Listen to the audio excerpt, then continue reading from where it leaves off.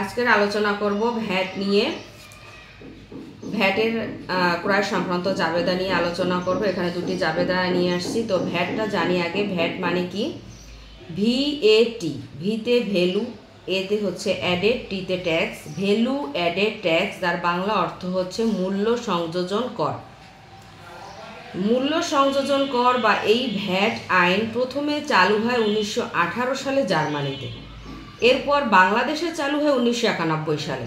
তৎকালীন যে সরকার, ওনারা এই পদক্ষেপটা নিয়েছিলেন। 1991 সালে 12ই জুন জাতীয় সংসদে ভ্যাট বিল উত্থাপন করেন এবং 9 জুন এই বিলটি পাশ করা হয়। কিন্তু তারপরও এর কার্যকারিতা জুলাইয়ের 1 তারিখই ধরা হচ্ছে এবং সেই আইন অনুযায়ী বাংলাদেশে 15% ভ্যাটের হার ধার্য করা হয়েছে। এই অনুযায়ী ভ্যাট সংক্রান্ত যাবতীয় কার্যাবলী সম্পন্ন করা হয়। তো ভ্যাট কি? প্রাপ্ত ভ্যাট এবং প্রদত্ত ভ্যাট। ক্রয়ের সময় তৈরি হয় প্রদত্ত ভ্যাট, বিক্রয়ের সময় হয় প্রাপ্ত ভ্যাট। প্রাপ্ত ভ্যাট এবং প্রদত্ত ভ্যাট ব্যবসায়ের আয় বা ব্যয় কোনোটিই নয়। এটি ব্যবসায়ের সম্পদ বা দায়। যিনি পণ্যদ্রব্য ভোগ করেন বা ভোক্তা, তিনি ভ্যাট বহন করেন। অন্যদিকে ব্যবসায়ীগণ বা বিক্রেতা শুধু সরকারের পক্ষ থেকে ভ্যাটের হিসাব সংরক্ষণ করেন বা সংগ্রহ করেন এবং ভ্যাট চলতি হিসাবের উদ্বৃত্ত অংশ সরকারি কোষাগারে জমা দিয়ে থাকেন। এখন আমরা ভ্যাট সংক্রান্ত যে জাবেদাটা নিয়ে আসছি সেটা সম্পর্কে আলোচনা করি। তো এখানে দেওয়া আছে ভ্যাট সহ ক্রয় নগদে 1,15,000 টাকা। এখানে কোনো ভ্যাটের হার দেওয়া নাই। তারপরেও আমরা কি করব? আমরা ধরে নেব 15% হারে ভ্যাট। যখন কোনো হার উল্লেখ থাকবে না তখন 15% হারে ধরতে হবে। যদি উল্লেখ করা থাকে তখন সে অনুযায়ী নিব। তাহলে এখানে ক্রয় আমরা জানি যে ক্রয় ব্যয়, যার কারণে ক্রয় ডেবিট। এখন 1,15,000 টাকার মধ্যে 100 ভাগ ক্রয়, 15 ভাগ হচ্ছে ভ্যাট। তাহলে একসাথে হয় 115 ভাগ। এই ক্রয়ের মধ্যে 1,15,000 টাকার মধ্যে ভ্যাট অন্তর্ভুক্ত আছে। তাহলে আমি কিভাবে বের করব? 1,15,000 টাকাকে যদি 115 দিয়ে ভাগ করি তাহলে এক এক ভাগের মূল্য বের হবে। তার সাথে 100 ক্রয়টাকে গুণ দিলেই বের হবে ক্রয়ের মূল্য 1,00,000 টাকা। ভ্যাটও তেমনি 1,15,000 টাকাকে আমি যদি 115 দিয়ে ভাগ করি তাহলে যে মূল্যটা বের হবে তার সাথে 15 ভাগ দিয়ে গুণ করলে আমার এখানে ভ্যাট চলতিটা বের হবে। আমি যদি ক্রয় থেকে ক্রয়ের যে সম্পূর্ণ মূল্যটা আছে 1,15,000, সেখান থেকে 1,00,000 টাকা বিয়োগ দিয়েও 15,000 টাকা বের করে দিতে পারি। দুইভাবেই ক্যালকুলেশন করা যাবে। এবং যেহেতু এটা নগদে করা হয়েছে সেক্ষেত্রে আমার নগদান হিসাব ক্রেডিট করতে হবে সম্পূর্ণ মূল্যটা। যদি এরকমের হয় ধারে ক্রয় করা হয়, অর্থাৎ এখানে বলা আছে একটু উদাহরণ, রহিমের কাছ থেকে পণ্য ক্রয় 23,000 টাকা, 15% ভ্যাট সহ। এখানে উল্লেখ করা হয়েছে 15% ভ্যাট সহ। তাহলে এই আগের জাবেদা থেকে একটু চেঞ্জ হবে। আগে ছিল নগদ, এখন হবে ধারে, অর্থাৎ পাওনাদারের নাম আসবে। এইটুকু চেঞ্জ, ক্যালকুলেশন একই রকম থাকবে। তো আমি এখানে ক্রয় হিসাব লিখব ডেবিট।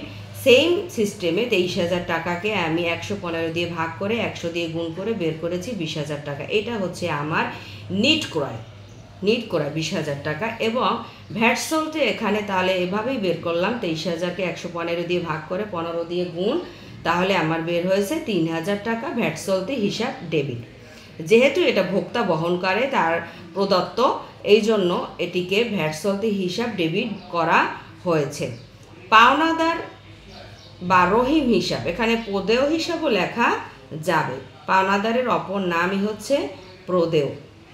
প্রদেয় হিসাব বা পাওনাদার হিসাব বা রহিম, অর্থাৎ যে নামটি থাকবে সেই নামটি রহিম হিসাব ক্রেডিট। সম্পূর্ণ মূল্যটাকে আমার ক্রেডিট করতে হবে।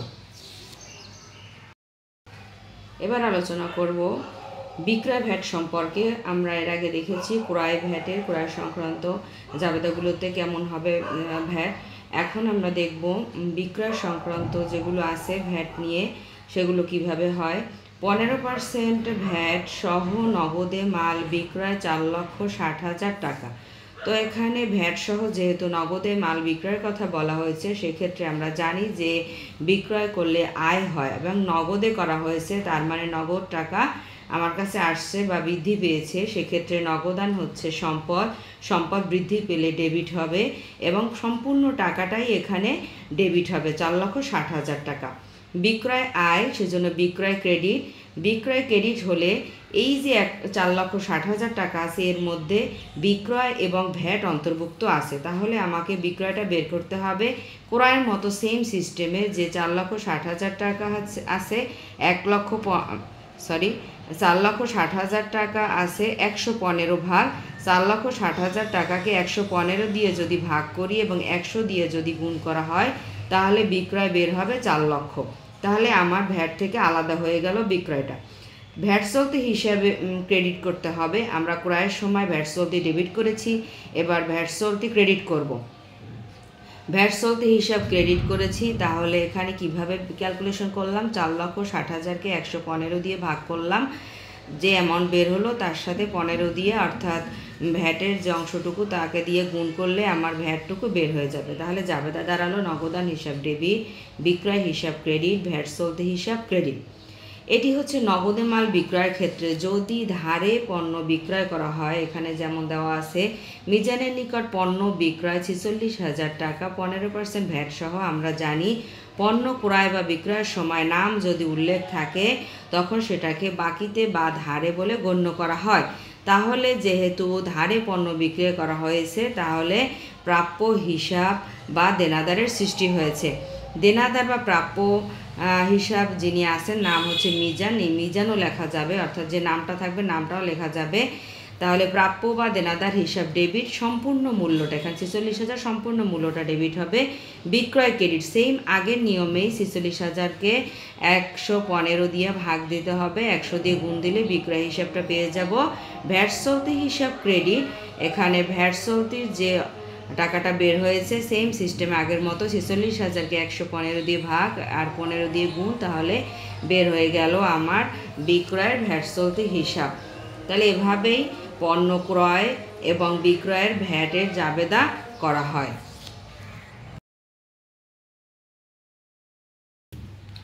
এখন আলোচনা করব পণ্য ফেরত সংক্রান্ত, অর্থাৎ বিক্রয় ফেরত এবং ক্রয় ফেরত সংক্রান্ত যেগুলো আছে জাবেদা, তার মধ্যে যে লেনদেনগুলো হয় ভ্যাট সংক্রান্ত এরকম কিছু লেনদেনের জাবেদা।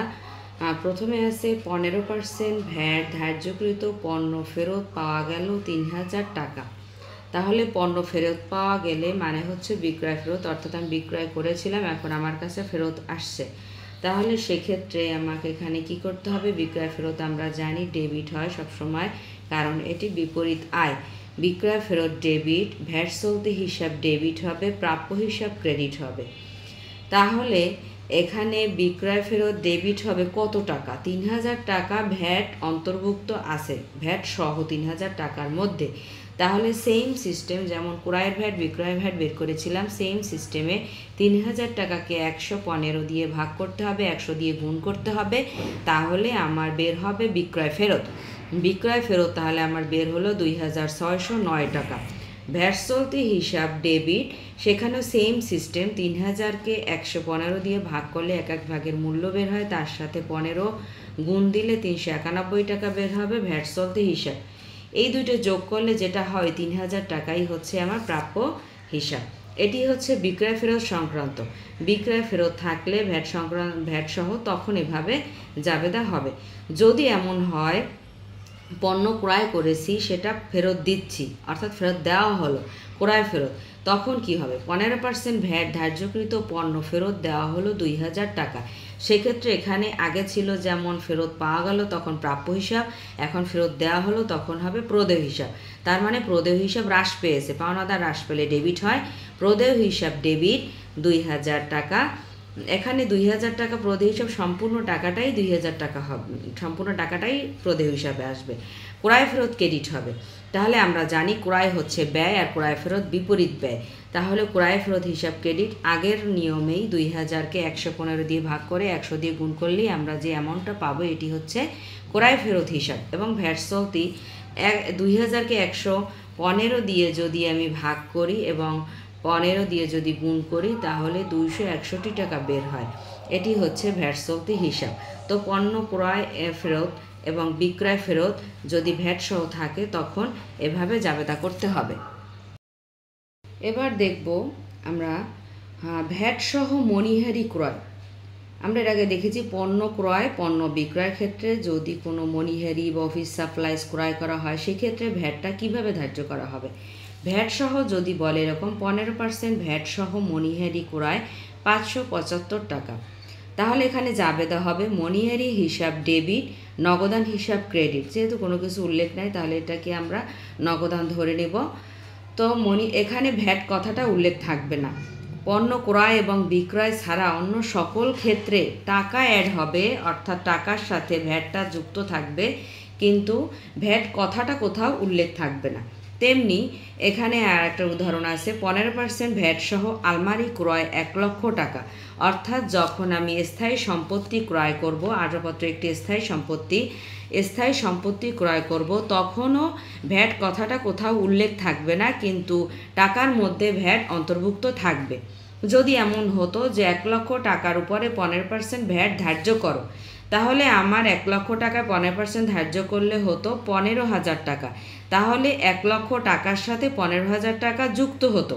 এখানে টাকার অ্যামাউন্ট হতো 1,15,000 টাকা এবং জাবেদা হতো আসবাবপত্র হিসাব ডেবিট, নগদান হিসাব ক্রেডিট 1,15,000 টাকা।